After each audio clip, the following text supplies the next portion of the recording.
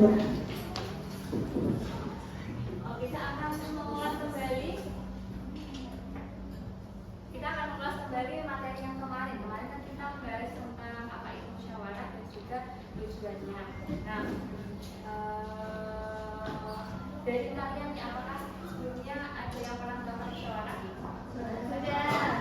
Ya, bagaimana? Di kelas dulu. Ya, di kelas. Contohnya apa? Pemilihan ketua kelas. Biasanya itu itu merupakan contoh dari musyawarah. Dan ini juga akan menampilkan video tentang musyawarah di kelas. Anak-anak boleh untuk menyimak videonya ya. Ya, Ibu.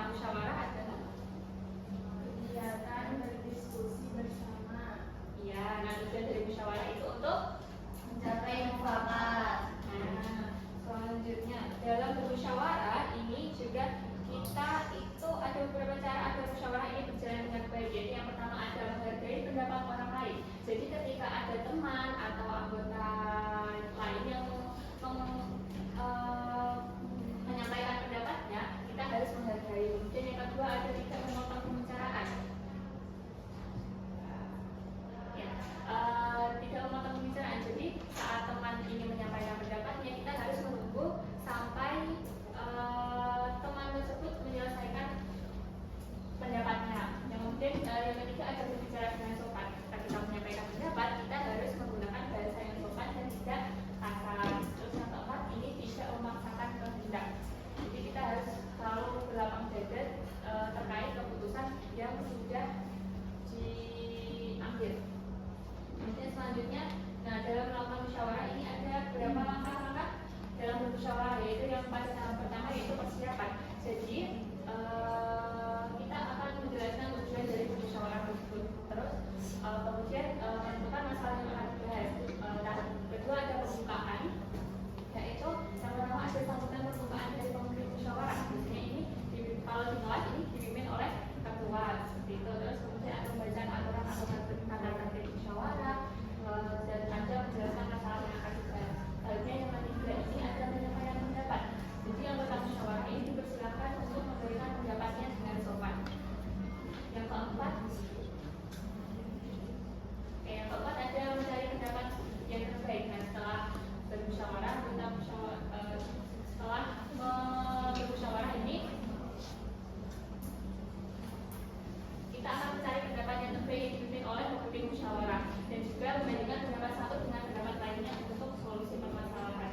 Yang kelima ada mencari kesepakatan, yaitu setelah membandingkan pendapat maka cari kesepakatan untuk solusi.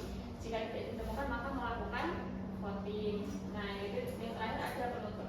Jadi pemimpin musyawarah menjelaskan kesepakatan yang sudah diambil sebagai solusi dari permasalahan, kemudian pemimpin musyawarah menutup musyawarah pada hari itu.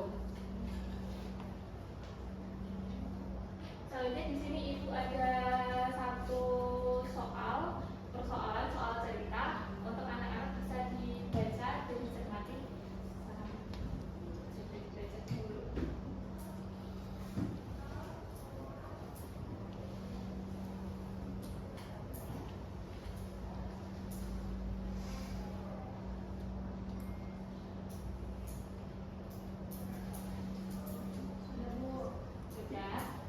Dari cerita ini, permasalahan apa yang ada di cerita ini?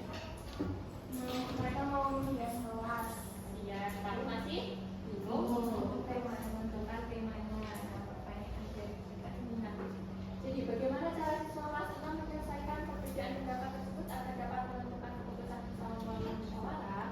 Nah, di sini kita akan membantu kelas 6 ini untuk menentukan tema dekorasi kelas.